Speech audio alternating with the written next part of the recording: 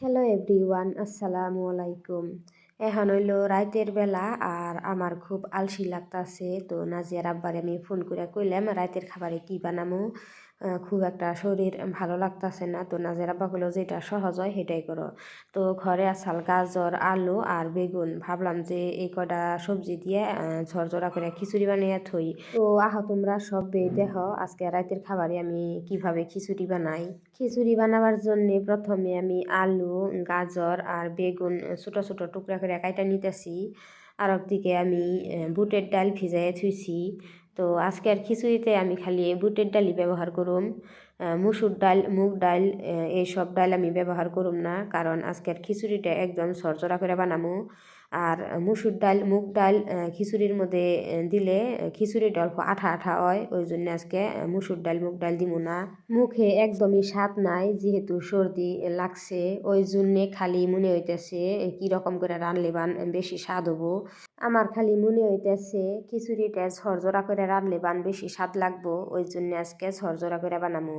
তো এই যে খিচুড়ি বানাবার জন্য প্রথমে আমি কুকারটা গরম হবার দিছিলাম, তার মধ্যে অল্প মিঠা তেল দিয়ে দিলাম। মিঠা তেল গরম হয়েছে, এইখানে কাঁচামরিচ কুচি আর পেঁয়াজ কুচি দিয়ে অল্প সময় ভাজলাম। ভাজার পরে এইখানে আদা রসুন বাটা দিলাম। আদা রসুন বাটা দিয়ে আবার অল্প সময় ভাজলাম। ভাজার পরে এইখানে বেগুন, আলু আর গাজর আর দিয়ে দিলাম বুটের ডাল দিয়ে অল্প সময় নাড়াচাড়া করলাম। কইরানে এইখানে হালদি পাউডার, ধনিয়া পাউডার, জিরা পাউডার, লাল মরিচ পাউডার, গরম মশলা পাউডার আর পরিমাণ মতো লবণ দিয়ে দিলাম।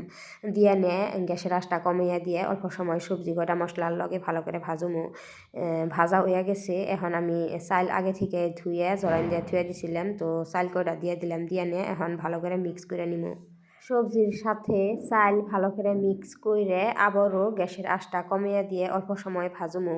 সবজির সাথে চালটা ভালো করে ভাইজা নইলে খিচুড়িটা খাইতে অনেকটাই টেস্টি হয়, তাই আমি চালটা ভালো করে ভাইজা নিলাম। এই যে দেখো কত সুন্দর করে চাল ভাজা হয়ে গেছে।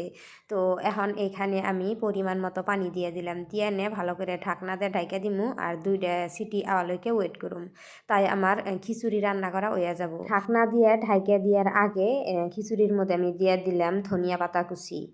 আমার খিচুড়ি ওইতে থাক, এদিকে আর একটা বস্তু বানাই। তো এই যে আমি গ্রাইন্ডার জার নিয়ে এলাম, আর জারের মধ্যে আমি অল্প একটু দহি দিয়ে দিলাম, আর দহির মধ্যে 3 চামচ চিনি দিয়ে দিলাম, আর অল্প একটু পানি দিয়ে দিলাম। দিয়ে ভালো করে গ্রাইন্ড করে নিয়ে এলাম। এই যে দেখো আমার মানে লস্যি রেডি হয়ে গেছে। আমি লস্যি বানাইলাম, মিঠা লস্যি। আর এই মিঠা লস্যিটা আমাদের শরীরের জন্য খুবই উপকারী। যাদের শরীর খুব দুর্বল তারা যদি পান করে খুব সহজেই খুব দ্রুত তাদের শরীরে শক্তি চলে আসে। তো এই যে দেখো আমার খিচুড়ি রান্না করা হয়ে গেছে, একদম ঝরঝরা খিচুড়ি। আর খিচুড়ির লগে একটা একটা ডিম বয়েল আর কিছুই নেই।